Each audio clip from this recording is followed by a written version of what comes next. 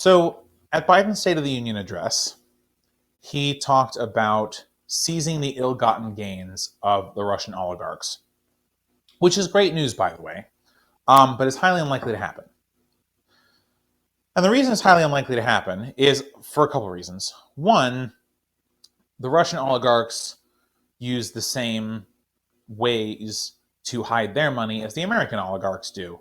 Oh, by the way, quick aside, we should be calling our billionaires oligarchs too. They pretty much have the similar type of power. Maybe the government doesn't control them as much, but they certainly control the government. So let's just call them oligarchs. People like Jeff Bezos, Elon Musk, Bill Gates, all of them, all oligarchs, all of them. Yeah.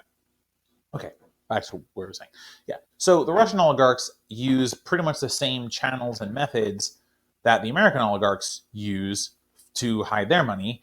And part of the reason for this, as was so brilliantly addressed on the Jacobin show recently, is that the same people who set up the Russian systems set up the US systems. And in fact, many Russian oligarchs took advantage of systems that the US has built and tacitly and tacitly agrees to the existence of by the non-prosecution of these methods of tax evasion and hiding money and things like that.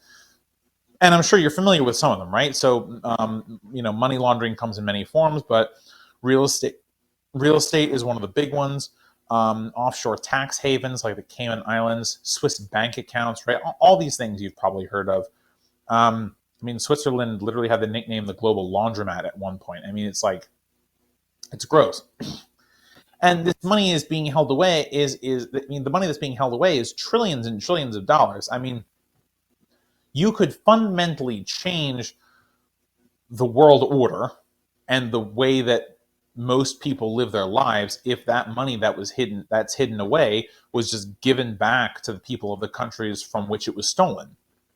Could you imagine what good that would do? And by the way, if Biden does actually go ahead with seizing the quote ill-gotten gains of Russian oligarchs, then great, but we should not be exempting our own oligarchs from this process, because what we're calling the gains of the Russian oligarchs ill-gotten, but we don't say that about American oligarchs.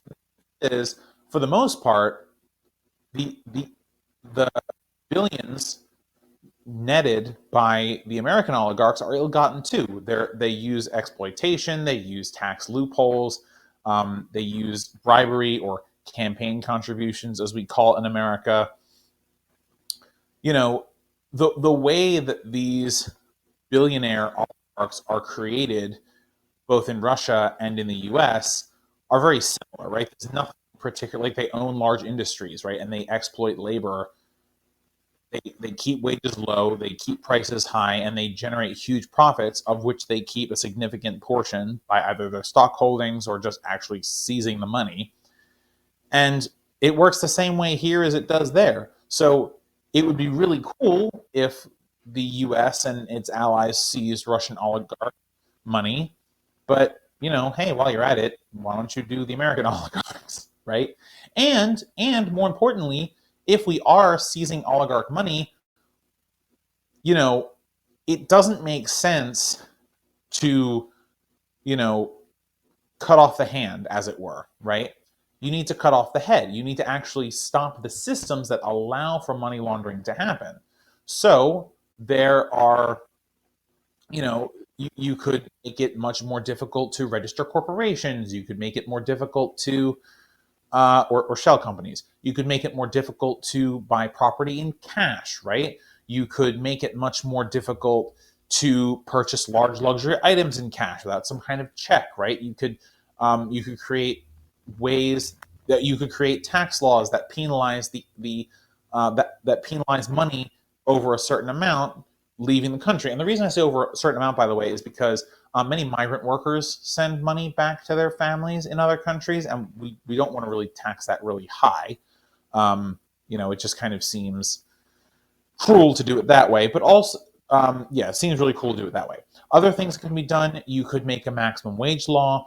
You could keep public records of where money is, how it's generated, where the assets are. You could work to create a global tax rate. You could use the power of the World Trade Organization to enforce some of that stuff.